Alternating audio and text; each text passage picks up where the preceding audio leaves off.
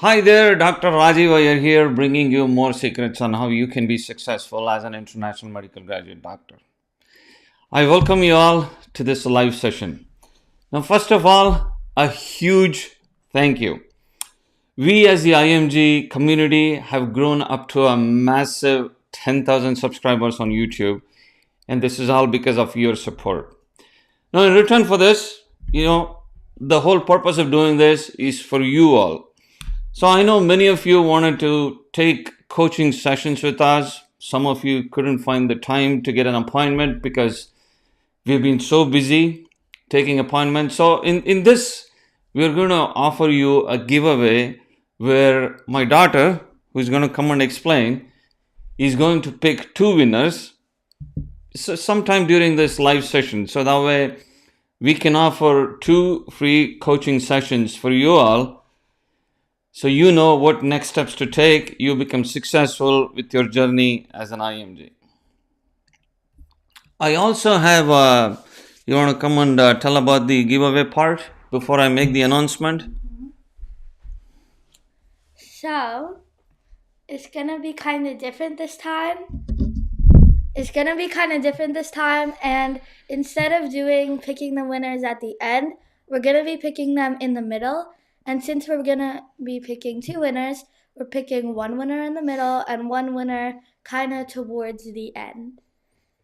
And it's like a free coaching session. And let's see who wins. Okay, great. So I have an announcement to make. Many of you reached out for opportunities with Observership. So I recognize that many of the existing hospitals may not be willing to give you a letter of recommendation, which I know is really crucial for you to get to next step. So we have been in the process of talking to clinics and hospitals to start Observership at IMG Secrets. And the good news is we do have an Observership starting in January in a clinic in Nebraska. And I will be posting further details along with my team on the website and other places. So if you need an Observership, you're welcome with us.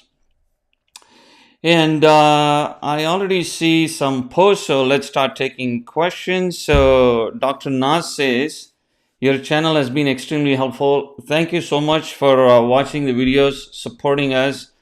The whole goal of being here is for you all. And subsequently goes on to ask, I'm an internal medicine assistant professor in India for 3 years now. Are there options to get an assistant professor in Canada directly?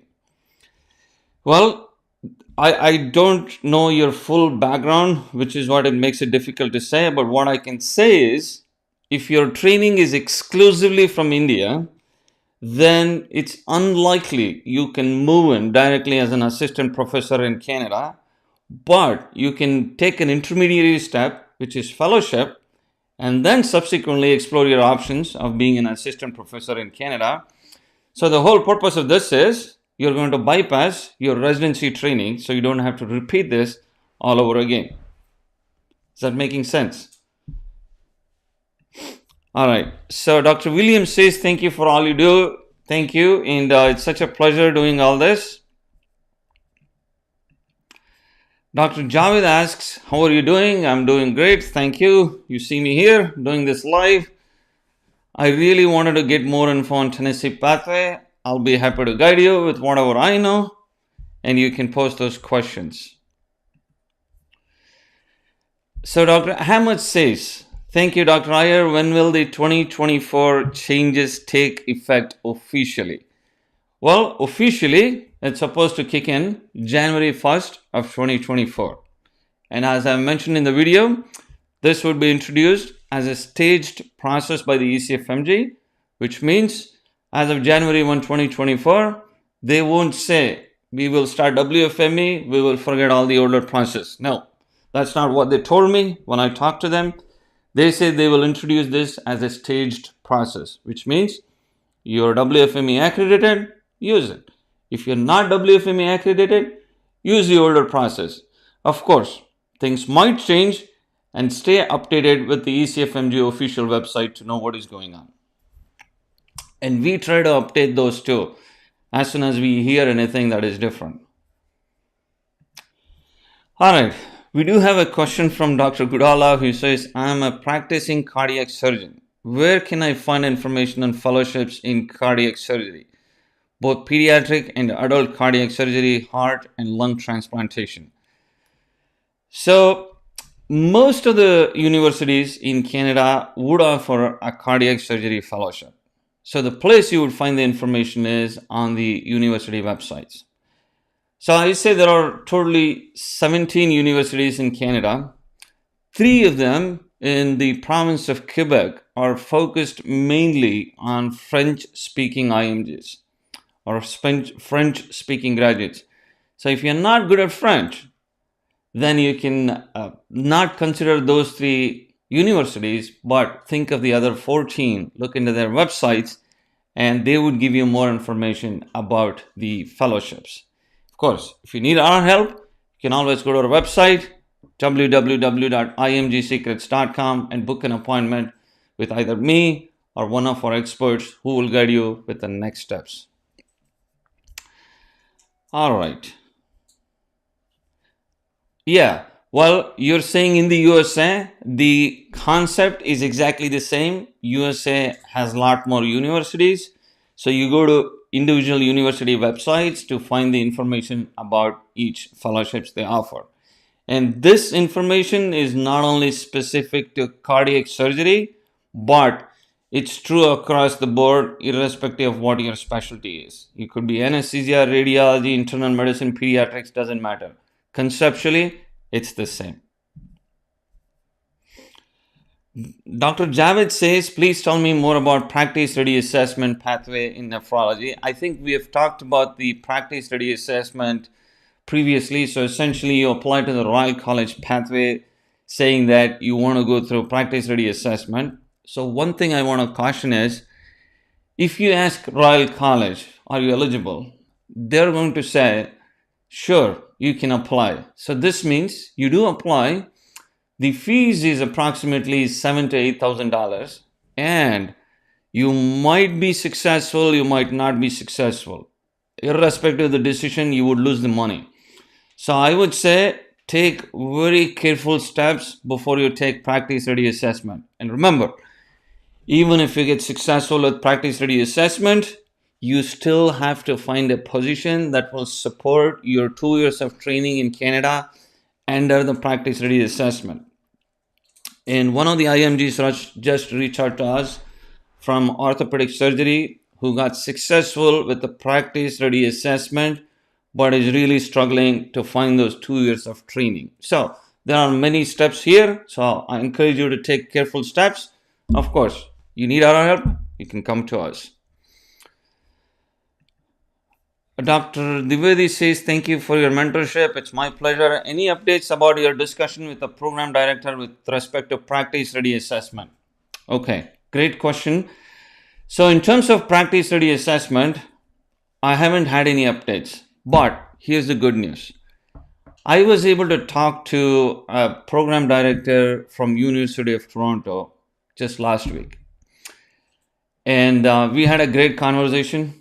I know the program director for many years now, and I did record the video.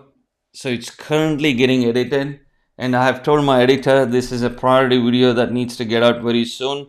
So I'm hoping to release this as the very next video coming next week, where we discuss about the implications of getting a fellowship in Canada.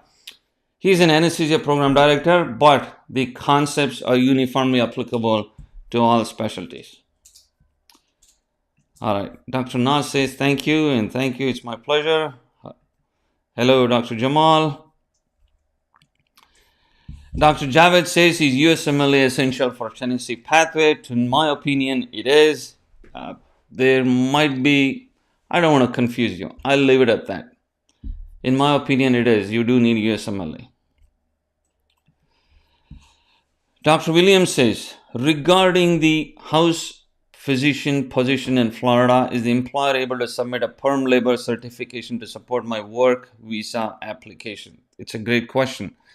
So my team posted the availability of a house physician job in Florida, of course, with my approval.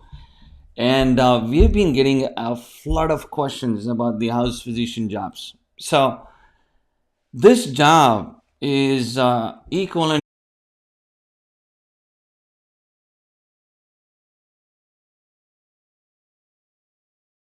part. It's not a great idea for people who are very experienced. So I don't think they would sponsor a visa because it's a duty doctor job. So which means you don't need USMLE.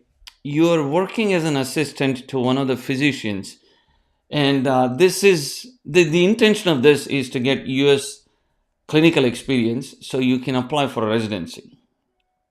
It is very unlikely you would be able to find anyone who is going to sponsor a visa. There might be one or two, but for the most part, no. Is this role a volunteer position or does it offer compensation? No, it's not a volunteer position, it's a paid position.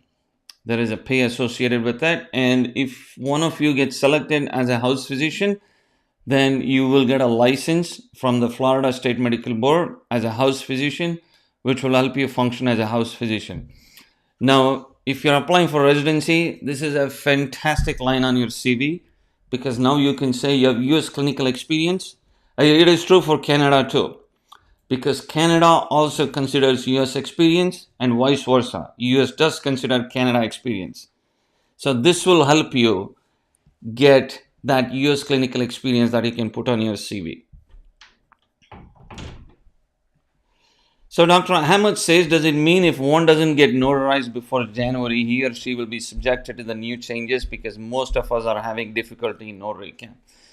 I recognized the difficulty some of you have posted on YouTube saying you're unable to get to notary camp. I don't think this is going to play a significant factor. Of course, it is up to ECFMG how they want to decide, but they usually recognize that the notary cam is not available. I mean, they're there to help people. Of course, it's a complicated process. So, in my opinion, I don't think it's a problem. Of course, the ultimate decision would be from ECFMG. If you do encounter any problems, we would really love to hear that. All right. So the next question says, I applied for a job as a radiologist in one of the provinces. Okay. It would be helpful to know what country you're from. I was told I must send my documents to the College of Physicians and Surgeons and get eligibility for MCCQ1. They can proceed. How is cost? Well, I would say it really depends on your training background. If you're from one of those countries that is not recognized by Royal College of Canada, this would be a risky move. But ultimately, it's up to you. Some of the provinces have given this decision making to the college. An example I can think of is Newfoundland and Labrador. The hospitals are not taking IMGs or other candidates directly, but they're asking people to go directly to the College of Physicians and Surgeons of Newfoundland and Labrador to fill the paperwork. It is quite expensive, and you just have to go through all the process. But if you're someone who is not trained from an approved country, the likelihood of your application going through is pretty less. There might be exceptions, but this is a risky move. Of course, I don't know your country, but I'm just talking in general. All right. Thank you for your support to IMGs. May I practice just after advanced gastroenterology fellowship in US or Canada? Again, it depends on your training background, where you did your residency from. But assuming you're able to find a job, I don't see why not. You can certainly practice as a consultant physician in the US or Canada, depending on what your fellowship is, where your training is. And this is exactly our expertise, where we help IMDs navigate through this non-traditional path where they can bypass residency and become a consultant directly. All right. Hi, Christian. Nice to see you here. Dr. Nas says, if I get into an internal medicine fellowship, would be better in the long term as I have 6 years of experience in the field, or should I take up neurology fellowships to get into a faculty later? If you're thinking of US or Canada, then fellowship. I'm not sure what you mean by internal medicine fellowship.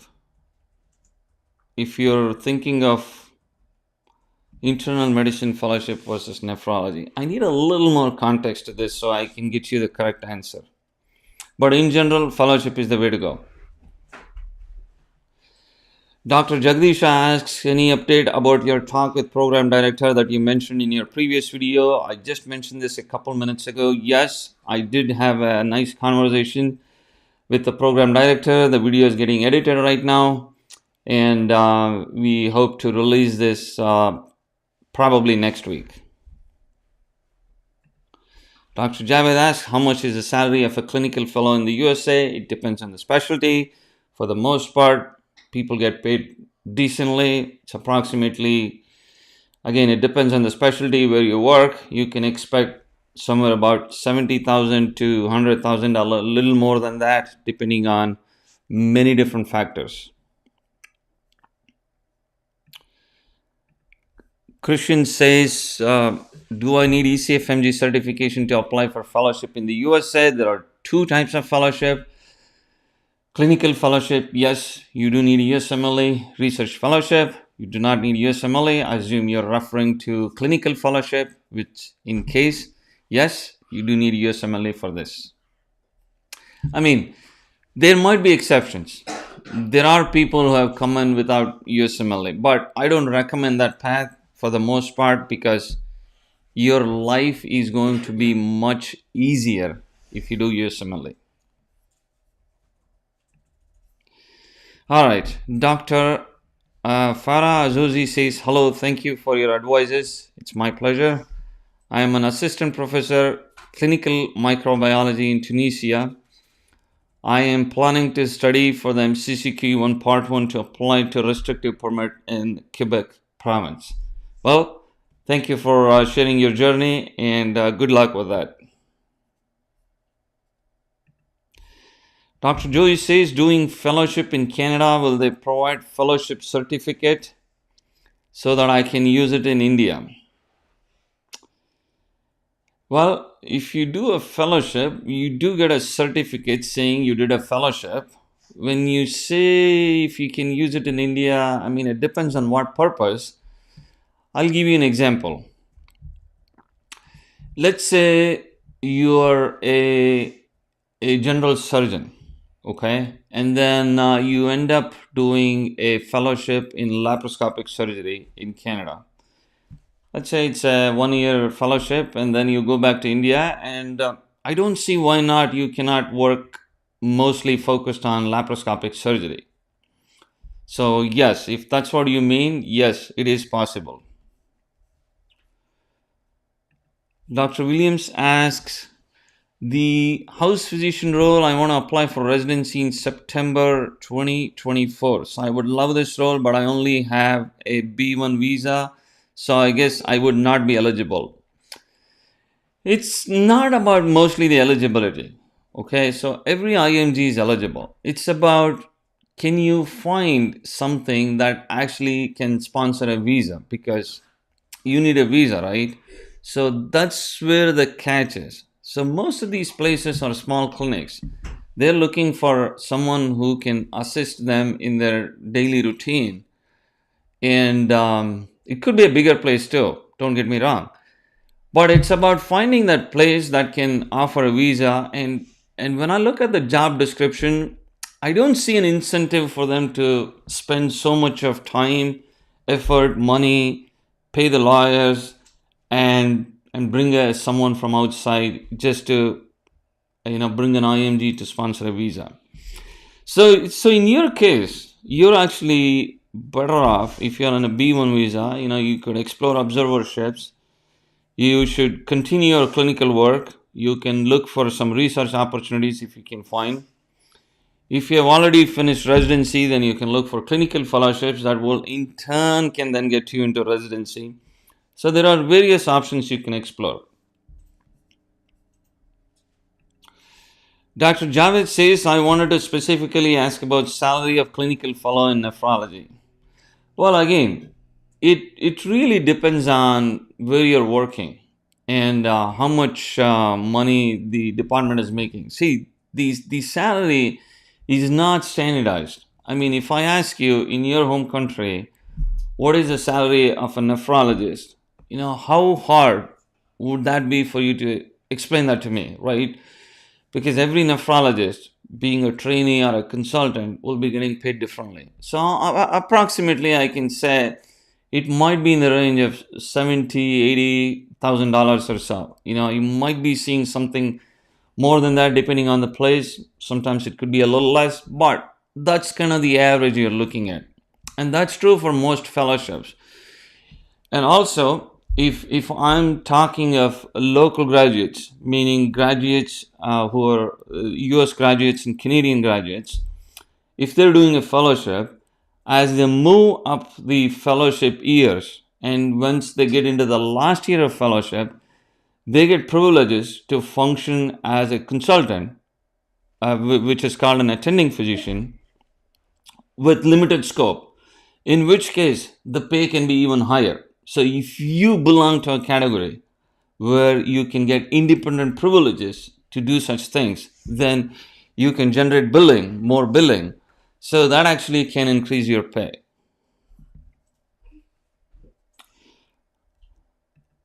All right. Next question says, what is the acceptance rate for clinical cardiac surgery fellowships in Canada?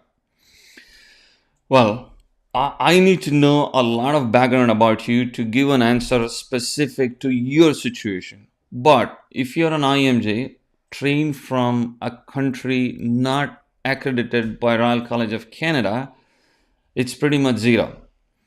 But if you are an IMG trained from an accredited place recognized by Canada, examples Hong Kong, Singapore, UK, many other countries, then you have a fairly good chance. If you're a local graduate, then of course, it can be a lot more easier. See, there are certain fellowships which the hospitals tend to give to local graduates: cardiac, thoracic, pediatric, and many things that involve neurosurgery. I mean, not to say IMGs don't come in. IMGs do come in into these fellowships.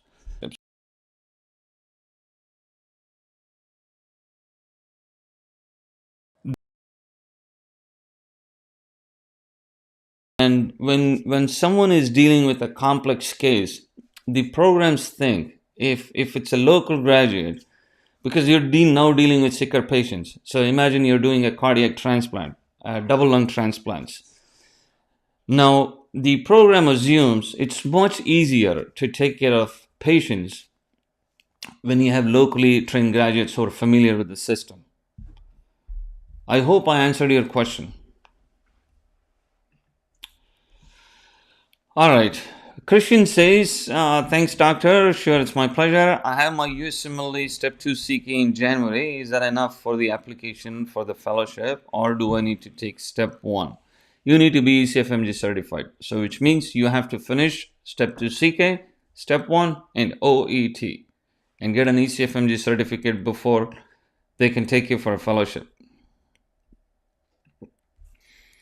All right. Dr. Amara says, nice video. Thank you. I am FCPS dermatologist with 2 years post fellowship experience.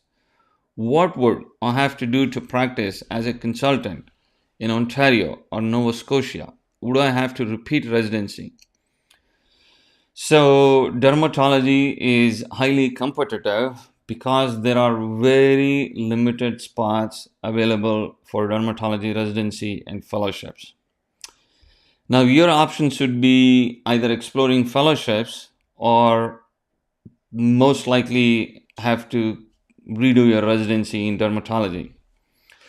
So I would say if someone is thinking of specializations like dermatology, the chances are slightly higher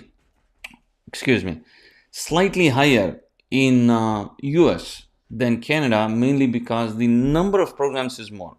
not because of anything else. All right, Dr. Dwivedi says, I'm PG DNB Internal Medicine from India. I had applied for eligibility with Royal College Canada. They rejected, saying my training is 3 years, whereas they want at least 4 years. How do we navigate this? So, Dr. Dwivedi, I would say don't even go to Royal College Canada if you're if with your background. It's a risky proposition, and the chances of you getting through is going to be very slim. And I worry you're going to spend a lot of time and money on this. Instead of that, better to focus on fellowships and think of the other alternatives as opposed to going through the Royal College. All right. Thank you for answering the MCCQ eligibility. MCCQE. Okay. I trained in Kenya, and the College of Nova Scotia is the one said my university seems to be recognized. But I must apply for RCPSCA to get eligibility for exams. So I really have to check the eligibility specific to Kenya and the College of Nova Scotia. I don't remember this at the top of my head, but you can email us at contact us at imgsecrets.com. So I remember this question, so we can get you an answer for this.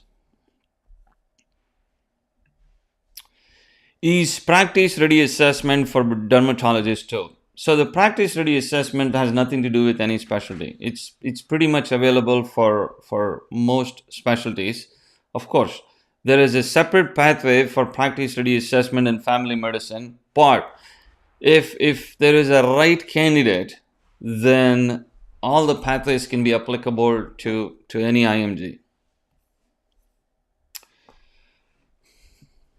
I have to check. Are we doing okay with time? Just remind me if we need to spin the wheel or something like that. We have to spin it like 30 minutes in. Okay. All right. Is it still risky to apply for MCCQ eligibility? As I said, I have to check the specific requirements for Kenya and the College of Nova Scotia. Dr. Nas says, what is a physician associate job in Canada?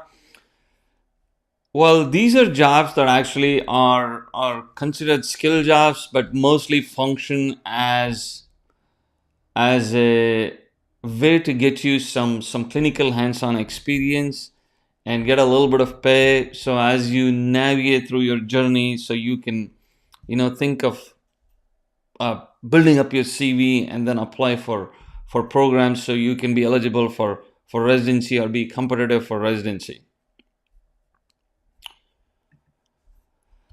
Dr. Joey says, thank you for your reply, sir, but for doing fellowship and website, they mentioned government-sponsored fund. Will they accept self-funded? Okay, so there are two types of fellowships in Canada. So one is what they call as sponsored funding, where the candidate brings in money.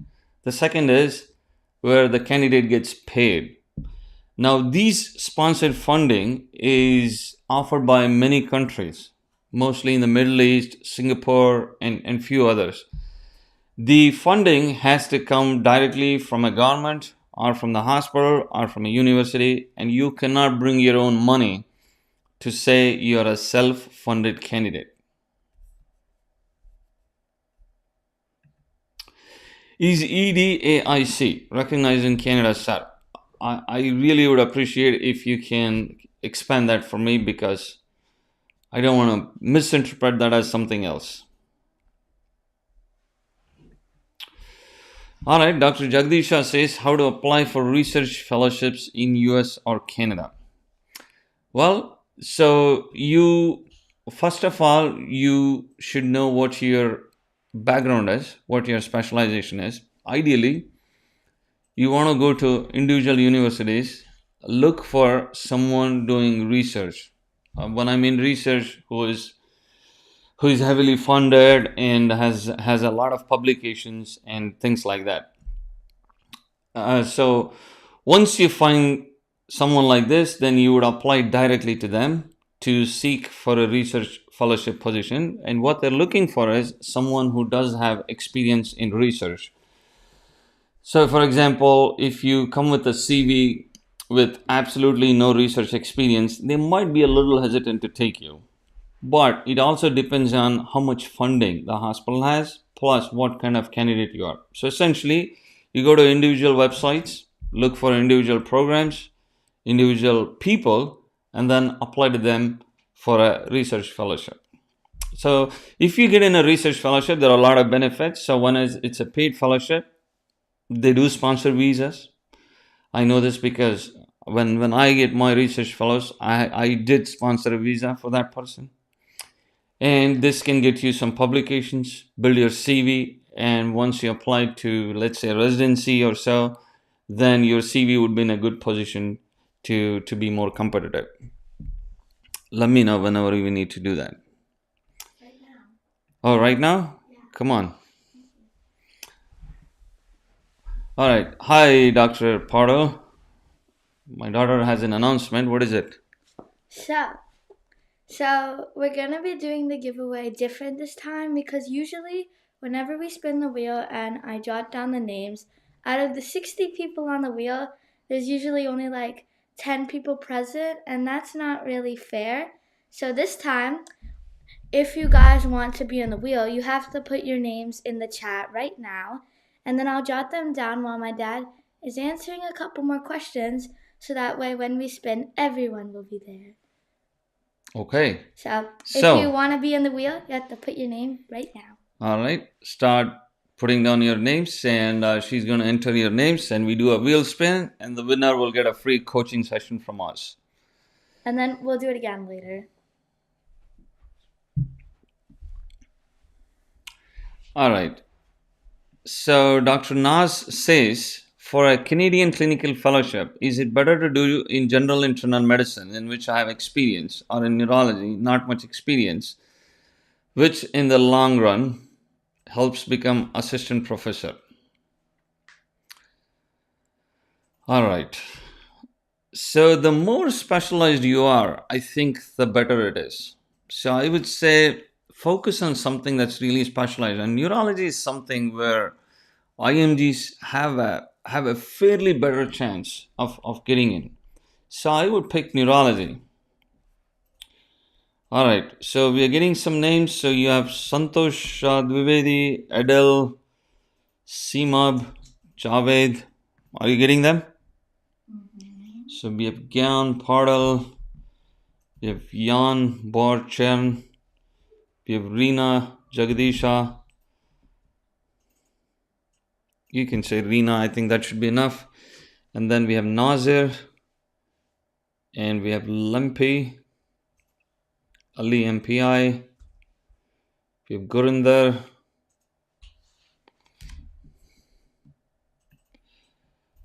All right.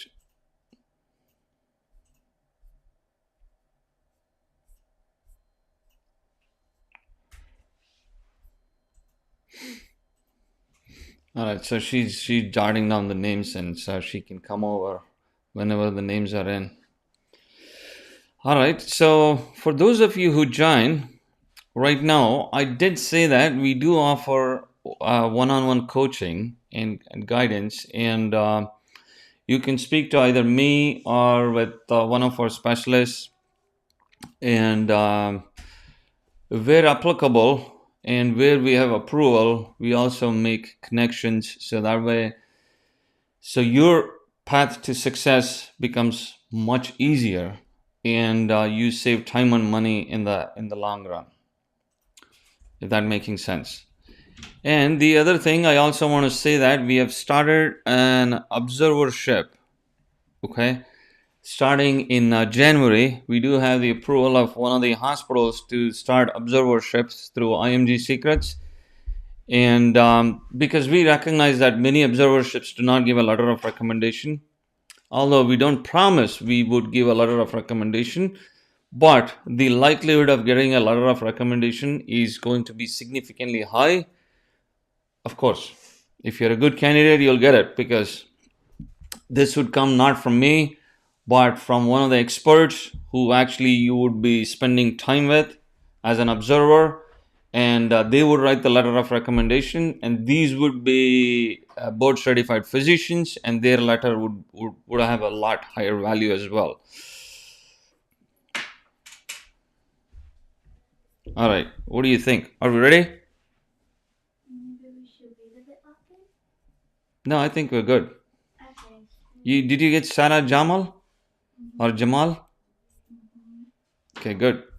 All right, so let's do this. So we'll do a spin, and we'll pick a winner, and we will move along, take a few more questions, and then do another spin.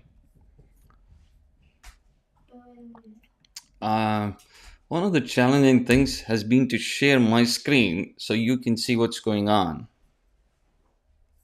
So let's see if I can share my screen. All right, guys, come on over. Let's do this. Okay. So if you don't see all the names on the screen, it's because the way that the wheel overlaps is that sometimes it gets smudged in between. So don't stress.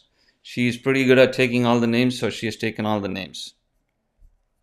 And also, if you don't see your name on the wheel, you could just stay until we do the next one, because that's soon, right? Yeah. Okay, go for it. So I'll let her spin the wheel instead of me doing it. Okay. There's only 11 people. See, this is Okay, that's good for you. You have a higher chance of winning. All right, so we have Jan Borshen, who's the winner, and congratulations.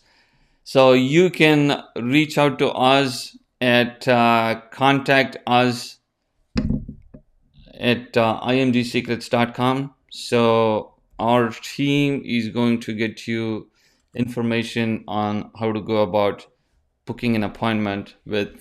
So these free sessions would be with me, because obviously our experts, just like me, are very busy, and I have to be respectful of their times. All right, back to questions, right? Before we do the next one. Where were we? All right, so I think we were close to Dr. Jamal's question, which is, I will be starting my ACP fellowship in anesthesia. Do I need to sit for MCC QE1 exam after a year? ACP fellowship. Boy, I'm an anesthesiologist. I'm trying to think what ACP fellowship is. Anyway, so it depends. So once you finish your fellowship, I assume this is in Canada, right? So if you finish your fellowship in Canada, I recommend not to take your MCC QE1, because I can guide on options that can get you to the next level without MCC QE1 and directly become a consultant. So it really depends on where you are in your career and where you want to get to. All right, Dr. Nazir says, the University of Toronto Sunnybrook Hospital Anesthesia Fellowship Program asks for application approximately 18 months in advance. When do they generally call for interviews? Well, that's a great question. I actually talked to the fellowship director in anesthesia just last week, and I had a similar question. So they want to take people 18 months, 12 to 18 months in advance, because they want to make sure that the IMGs who are coming in have time to complete all the paperwork, which is going through PGME, applying for a license to College of Physicians and Surgeons of Ontario, because this is Toronto, and also, make sure everything is in order, they start on time. So usually the application cycle starts about 12 to 18 months before, and then it's reviewed by a couple of people, and they usually call for interviews approximately a year to 9 months before. There are exceptions. This is in general, and there are exceptions, and there are also some fellowships which fill in much more earlier than other fellowships. Dr. Williams says, would you be able to coach me on ways to get a work visa? We certainly will be happy to coach on these things. So remember, I'm not an immigration consultant, but I can guide you on the paths that IMGs take in order to move to US or Canada and then be successful with their visa as well. So some fellowship programs is ineligible for self-funding for fellowship, then how from countries like India can get into it? Great question. There are some hospitals in India that do sponsor candidates for a fellowship that they can come in and spend a year of fellowship. So I'm sure you're thinking of examples. So I can say CMC Vellore is one of them. And there are some private hospitals which have sponsored candidates before. Okay, I don't want to name them, but I personally know of some private clinics or private hospitals that have sent candidates from India to do a sponsored fellowship in Canada. Not very common, but does happen.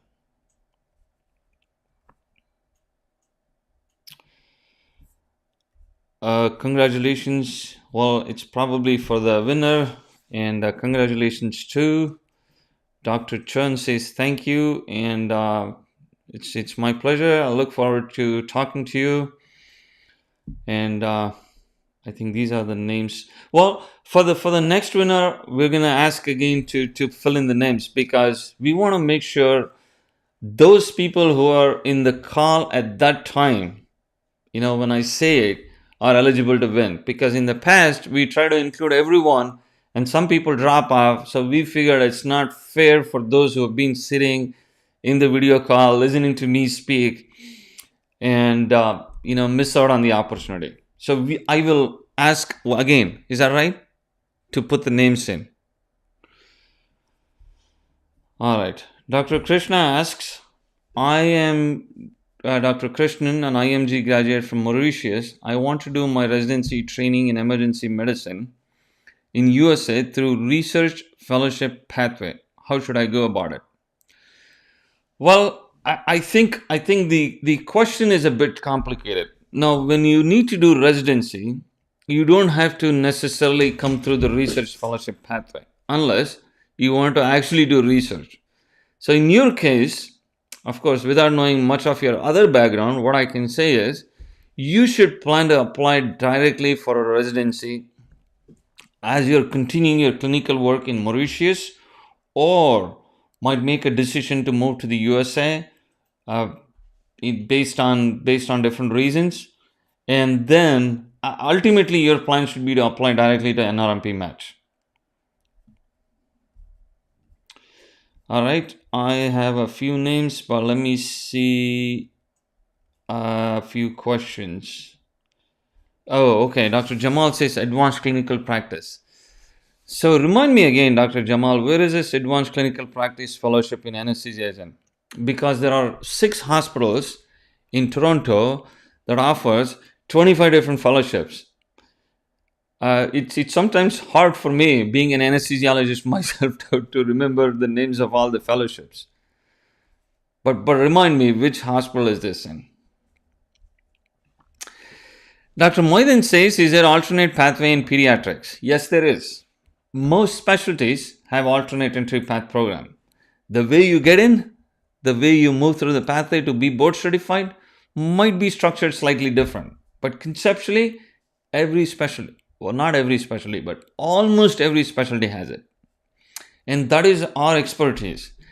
We help people in navigating how to bypass residency. So I'll give you a short, quick example. So I had an IMG who came to me saying he needs help with his residency application. Now I told him, I looked at his CV and I told him, definitely not. Your profile is good to be applying directly as a consultant, not do residency all over again.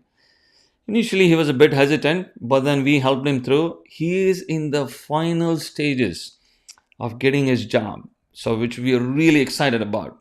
And remember, he wanted to do residency, but now he's in the final stage of getting a job in the US in one of the big university hospitals.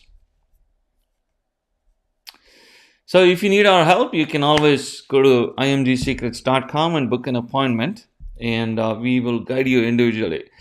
See, the thing is, if the questions are very generic, my answers are not going to be very specific to your situation, because unless I really understand what is going on, it's sometimes hard to give a specific answer.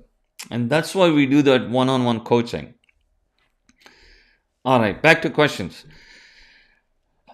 Hi, doctor. Is PhD a prerequisite for research fellowships? Is there an advantage for any application, clinical or research? It is not a prerequisite for research fellowship, although if you have one, it definitely improves the chances of you getting in.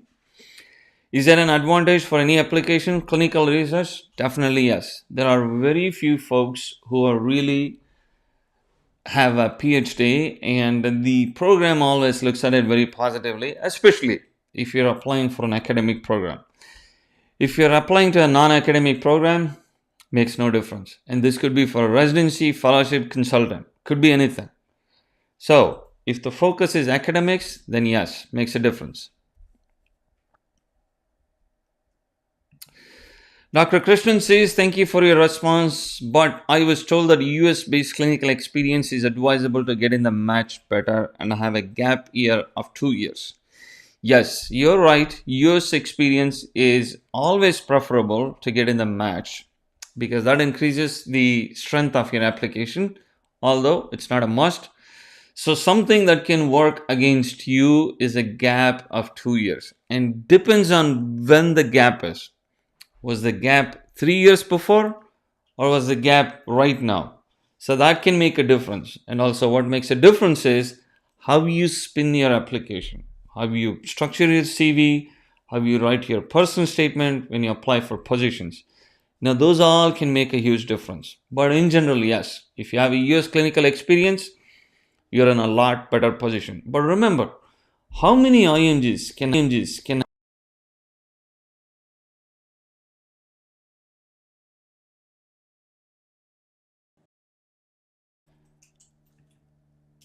all right, let's see. What kind of job can I apply after MCCQE1 just to get into the Canadian health system in Canada?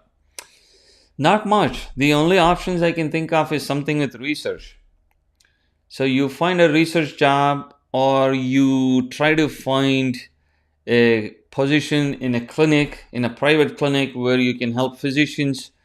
These are all hard to get because there are a lot of people within Canada who are trying to get these jobs. So it really depends on where are you inside Canada, are you outside Canada, are you a permanent resident, are you still figuring out your way into Canada? So it really depends on those factors. But these would be the options. Trying to find something in research, some position where you can help. You could also do some observerships. You could do some volunteering to help build connections, and these are some of the things you could do. All right, Dr. Jamal says in Toronto General Hospital. Okay, now we are talking. So if you do a fellowship from Toronto General Hospital, which is a very reputed hospital in Canada, I strongly encourage you can look for options of directly being a consultant physician without having to do MCCQ1, without having to repeat residency all over again. And if you need our help, we're always here. You can reach out to us to help you navigate with the next steps on how to go about your application with these. All right, Dr. Dwivedi says, how about looking for fellowship in area of need in Canada? I mean, to be honest, every area in Canada is probably an area of need, but it it it becomes so competitive. See, let me think. If you're talking of larger universities, example, University of Toronto, there are a lot of applicants who want to get in. But if you're talking of, let's say, I'm trying to think, Northern Ontario School of Medicine, okay, which is next to Kingston. It's about more like 400 kilometers north of Toronto. Less populated, But there, the problem would be the openness to take IMGs might be less. So ultimately, I would say if you all are looking for fellowships, you may want to focus to begin with at a larger university. And if you don't get successful, then you can always scale down into smaller universities. Only the universities have the capabilities of taking fellows from outside because it's a win-win for them. Now they're getting people from outside who are really experienced, and they will help with clinical work, which is great for the Canadian hospitals, which is great for Canada. But these IMGs are also getting experience in Canada, and they can either go back to their home country or they can settle back in Canada, depending on where they are in their stage of life. So I would say, instead of seeing things like area of need and stuff like that, in Canada, you're better off focusing on bigger universities. So I usually recommend starting with University of Toronto, British Columbia, Alberta, and then scale down to other places. All right. Dr. Karat says, my division director has asked me to do masters after my fellowship in Toronto General to get a job in nephrology. Which master's program do you advise has more chances of employment? Dr. Karat, let me tell you one thing.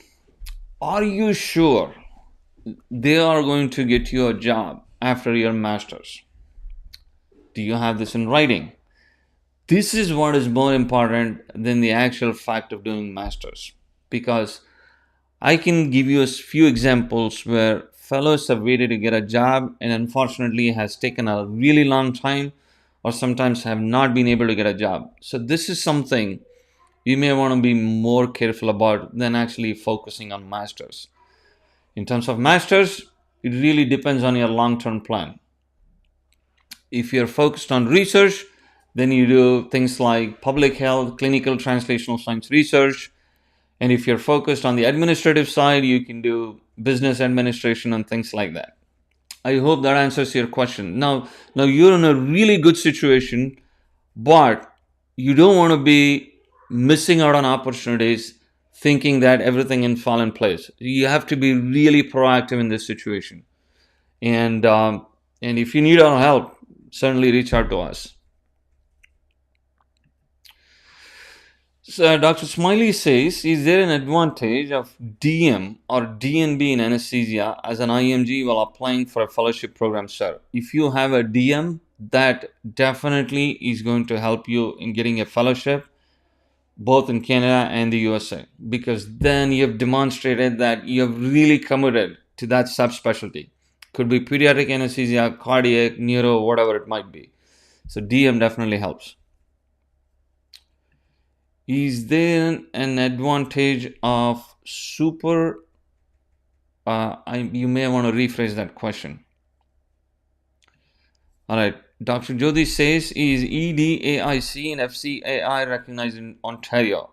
I would request you please post the full forms because I don't want to misinterpret those. Do you want to shut the door? All right. The next question is there an advantage of super specialty courses in neuro or cardiac anesthesia while applying for fellowship or alternate pathway? Definitely yes. As I said earlier, if you have one of these super specializations, it can really make a difference in your application. All right. So I don't see any further questions. So how about we ask people to put the names in? What do you think? Yeah. You want to come in? Okay. I'll let the expert do the job. Okay. So now we're going to do the same thing that we did last time, and everyone is going to put their names in the chat, and I'm going to delete them all, and I'm going to put all the new names. So if your name is already on the wheel, just type it again so I can re-put it. Thanks. Re-put it, or you're going to put it once, right? Yeah. Okay. All right. So we have Reena, Santosh, Naz, Gyan Paudal,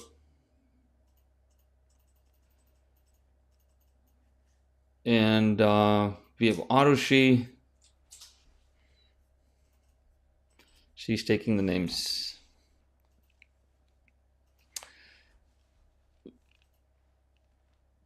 We have Amit. We have Gopala Krishnan. Am I being too fast? I mean, I'm not really listening to you. Oh, you're not listening to me. That's very helpful. Mm-hmm.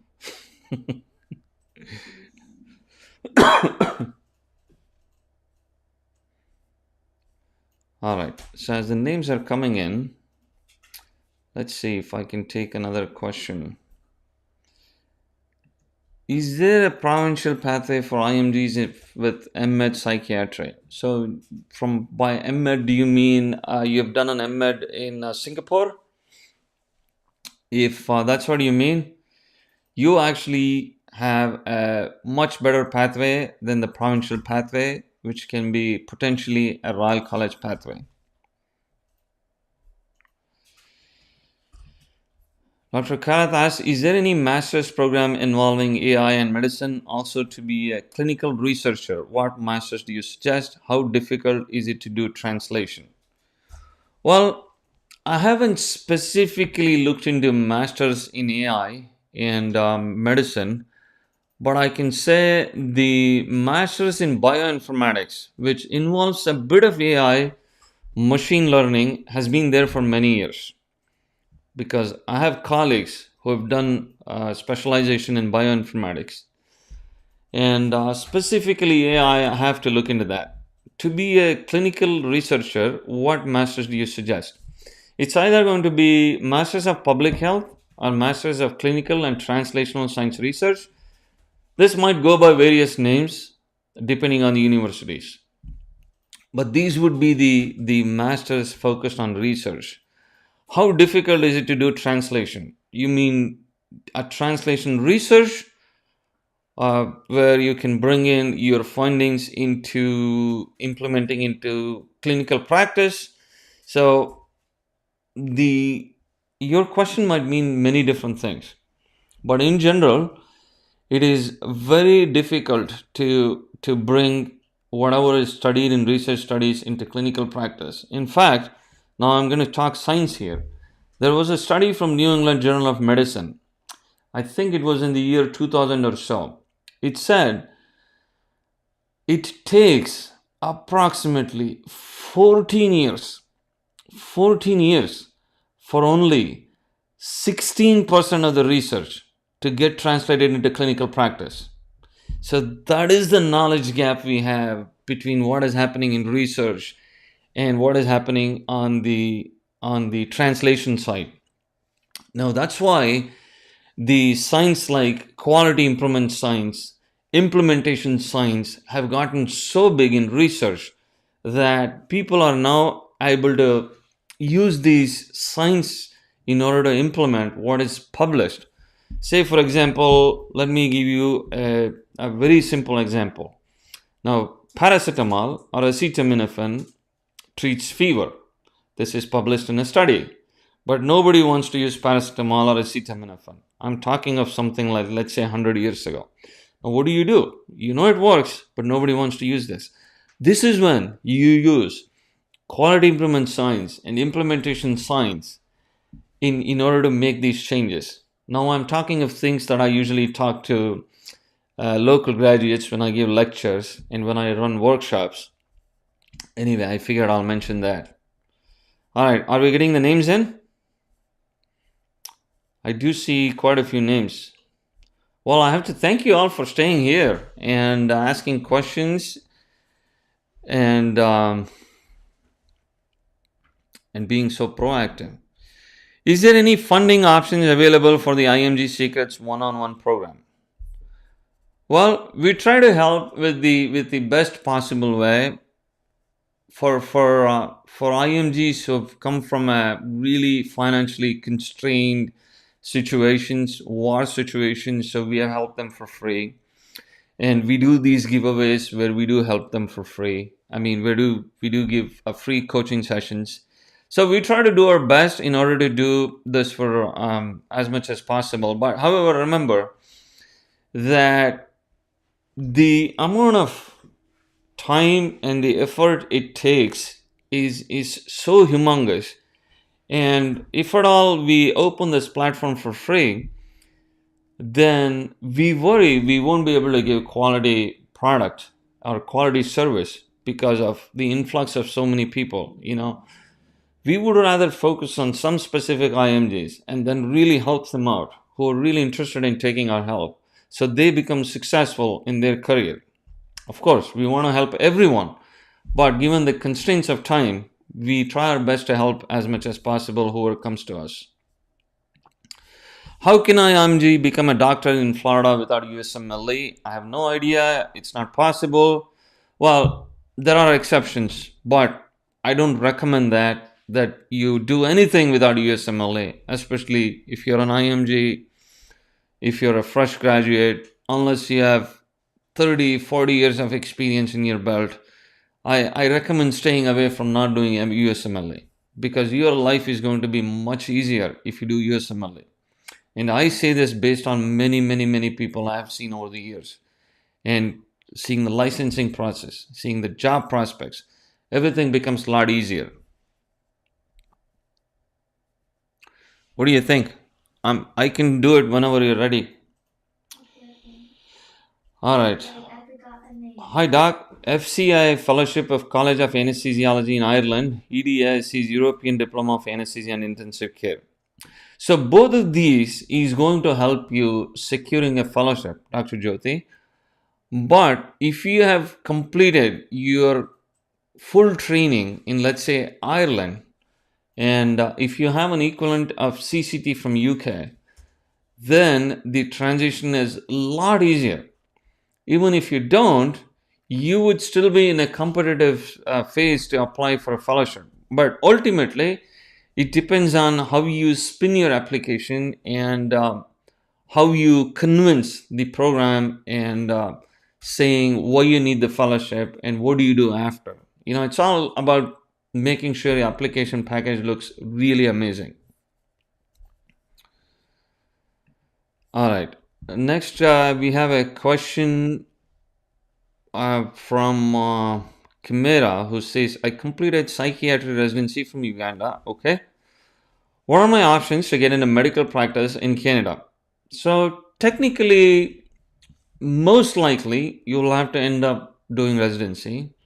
The other options you could explore is a clinical fellowship or something to do with research, or you could see, again, these are all extremely difficult, but in theory possible, to see if you're able to find any job that can offer help with a psychiatrist who's practicing in a clinic.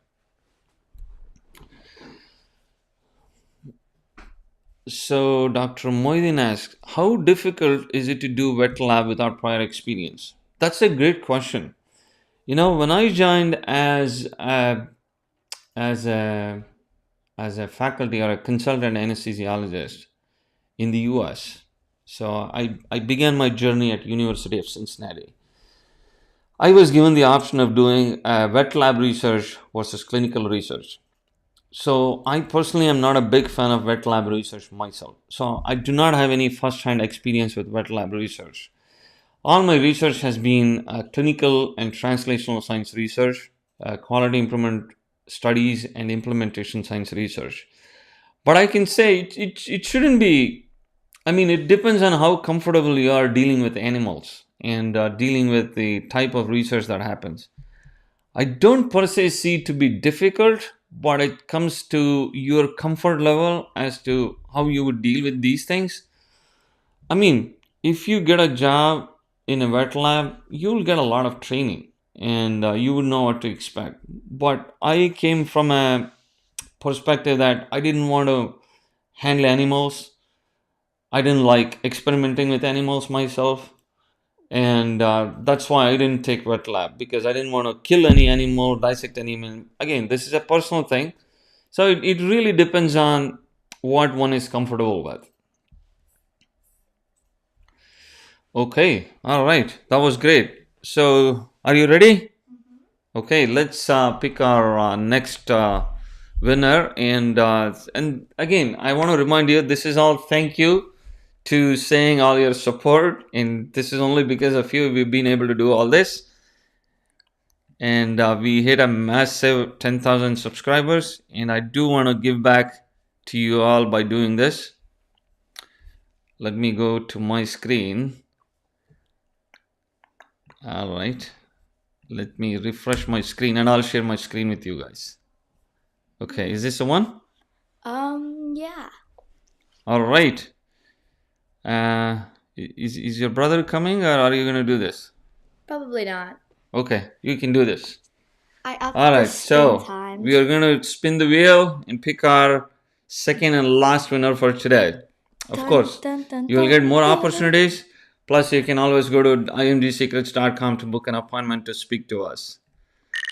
All right. Yeah, I kind Drum of. roll. Oh. Is that what it is? Yeah. All right, let's see who it is. Oh, it is Caesar. Caesar, congratulations. Congratulations. I'm going to take a screenshot of this. All right. Excellent. Okay, so congratulations, Caesar. And you can reach out to us at contactus@imgsecrets.com so we can schedule an appointment for you for completely free. Okay. So we are so glad to pick our two free winners and without much complexity this time. I think this model works pretty good than what we did the last time. My idea, yep. Okay, I guess so. All right, so maybe we might be able to take a few more questions before we wind off. And I'm writing my USMLE Step 1 in February, but my visa slot is in this December. Okay. Everyone are asking about USMLE scores. Excuse me. What should I do for interview? Okay, hold on. Let me read it once again. So you're writing your USMLE Step 1 in February, but your visa slot is in December. Everyone are asking about USMLE scores.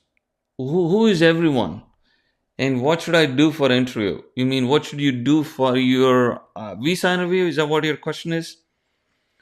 So I need a little more context to that. All right. So thank you for this Q&A live. It's my pleasure. Thanks for joining. Out of US, UK, Canada, which could be better for IMG according to you, sir?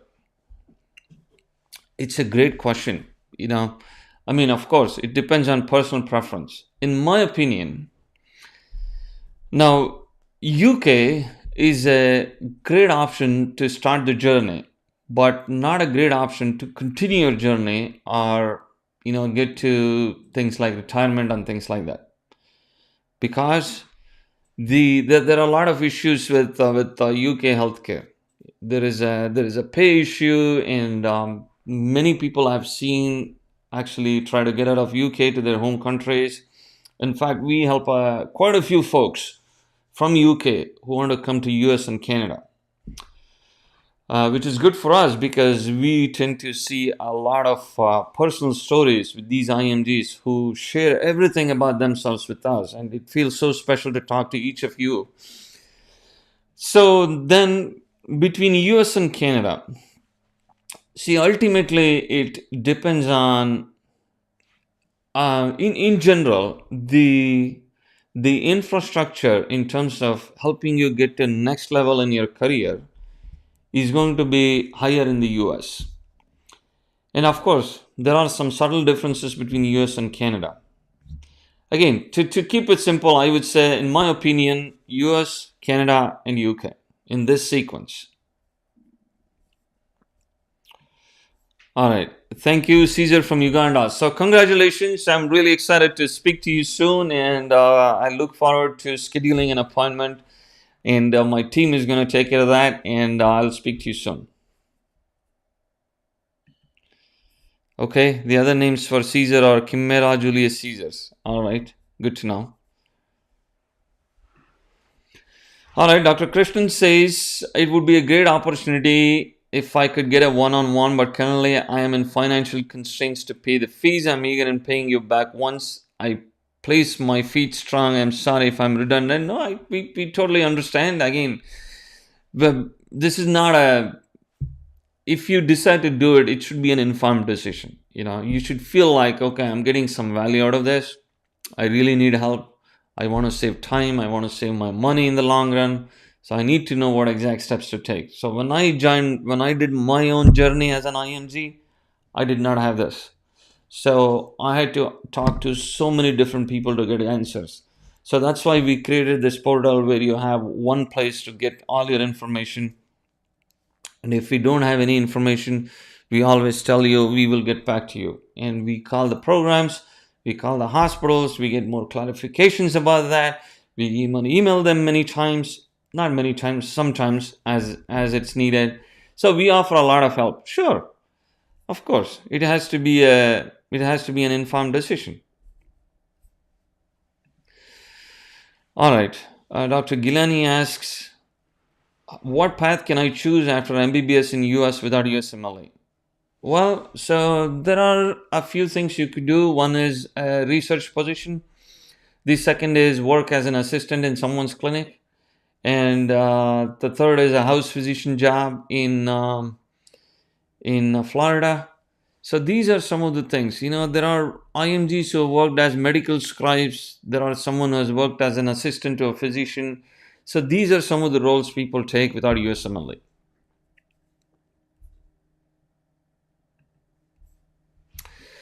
So Dr. Chowdhury says, when I ask about observership, they're asking USMLE score, sir. If I don't get my invitation letter, what should I do in visa interview? Oh, I see. Okay. Well, so you can tell your observership that you would send your USMLE scores as soon as you have one, because you currently don't have your scores. So you're scheduled to write in December. And so that would be the approach. Now, they might decide to give you a letter. They might not decide to give you a letter. Either ways, in the visa interview, there are two things. Again, this is not just for you, Dr. Chowdhury. This is applicable for anyone. When you're thinking of US visa, there are two things you need to keep in mind. So one is, when you apply for a visitor visa, you must be very clear you're returning back to your home country. Okay, that's the whole purpose of US visa. I mean, visitor visa. If you say you want to stay back in the US, that's it. It's a direct rejection. So you have to convince the visa officer that your intention is to visit the US, come back. That's the sole purpose of visitor visa. The second thing you need to show is you have strong ties in your home country. This could be with your family, with your spouse, kids, parents, whatever it is, your bank accounts, your tax returns, and all this. So these are the two critical things in our experience which makes or breaks a US visa for IMGs. Sure, there are tons of other reasons, but for IMGs, these two are the most common reason. So you approach in that way that you clearly demonstrate to the visa officer that your goal is to come to the US, do your observership, go back. That's it. And that's how you would convince the visa officer. Dr. Javed says, how fast can IMGs get green card in the USA? This is a tough question to answer, but I can say it depends on your country of origin. There are many countries in whom it's pretty straightforward, but there are a few countries, India, China, Pakistan, and few others, which have a long backlog. The best case scenario I have seen is 6 months to get a green card. An example is me. The worst case scenario I have seen is someone waiting for 12, 15 years or so. On an average, it takes about 6 to 10 years for someone to get a US visa. I'm sorry, US green card after applying for the green card. Hopefully, I answered your question. All right. Medical Nerd says thank you for the answer, sir, and it's a pleasure. And I think that finishes all the questions we have. So,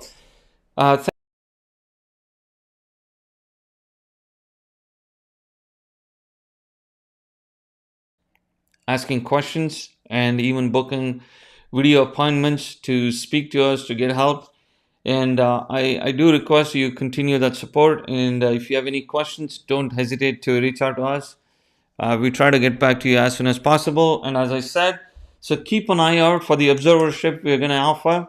We'll be sharing a lot more information about this because we are in the process of working through the clinics to make sure we have a process set so the IMGs who come in do not have much problems, or rather do not have any problems. So we are working on the process. I'll post more information as we hear more. But our first observership will be starting in sometime in mid-January, end of January. So we can start taking observers as soon as now. And we plan to offer somewhere between 2 to 4 weeks of observership, and with the hope that if you perform well, you would get a letter of recommendation as well, because that is what is going to make a difference in your career. All right, thank you all so very much. Anything else you want to say? You want to thank them for staying here while I take a quick question? How you managed to get green card in 6 months, and how is it doable? Well, this is a long question to answer. There are many pathways to get a US green card. So there is EB1, EB2, EB3. If someone is eligible for EB1, then that would be the best case scenario, and which is what I applied through and I became eligible for. And through that, you can get your green card within a span of few months. Okay, all right. So thanks for joining, and we really appreciate you guys.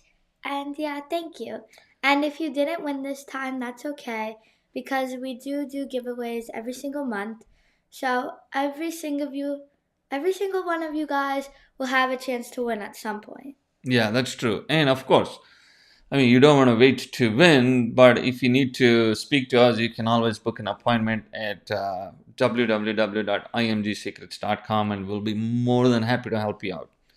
Okay. All right. Thank you. Take care. Stay safe. We will talk to you soon. Bye. Bye.